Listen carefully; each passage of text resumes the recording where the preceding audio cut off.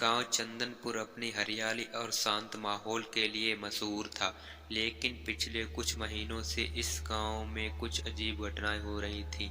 हर रात गांव के कुएं के पास किसी औरत की रोने की आवाज़ सुनाई देती थी। लोगों का कहना था कि यह कमला की आत्मा है, जो अपनी मौत का बदला लेने के लिए वापस आई है। कमला गांव की एक सीधी-सादी और दयालु लड़की थी।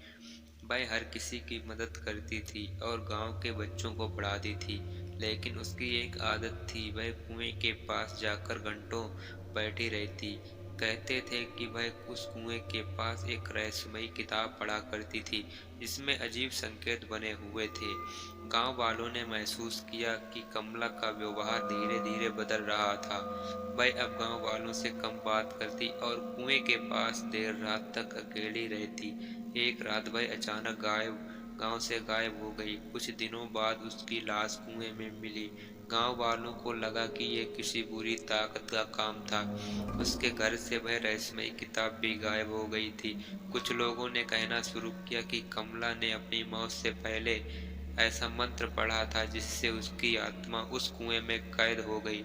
कमला की मौत के बाद गांव में अजीब घटनाएं शुरू हो गईं। कुएं के पास से गुजरने वाले लोगों को सफेद साड़ी में एक औरत दिखाई देती। वह कभी रोती तो कभी डरावनी हंसी हंसती। जो भी उसके करीब जाने की कोशिश करता, वह कुछ दिनों बाद बीमार पड़ जाता।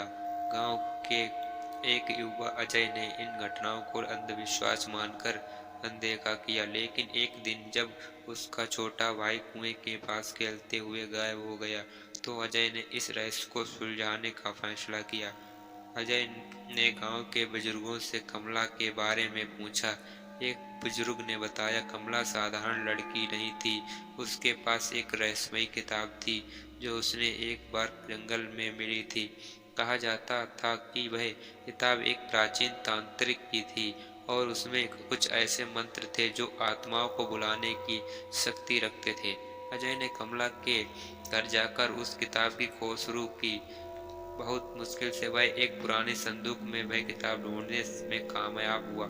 किताब में एक पन्ने पर लिखा था, मुझे इस दुनिया में न्याय चाहिए। जो भी मेरी कहानी को समझेगा, उसे मेरी आत्मा को ही। अजय ने हिम्मत जुटाकर रात को कुएं के पास जाकर किताब के मैं मंत्र पढ़ा।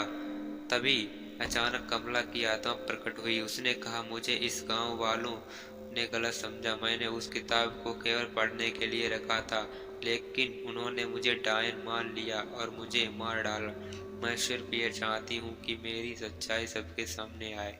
अजय ने कमला की कहानी सबके सामने रखी और गांव वालों को उनके किए का एहसास दिलाया। गांव के लोगों ने अपनी गलती मानी और कमला की आत्मा के लिए प्रार्थना की।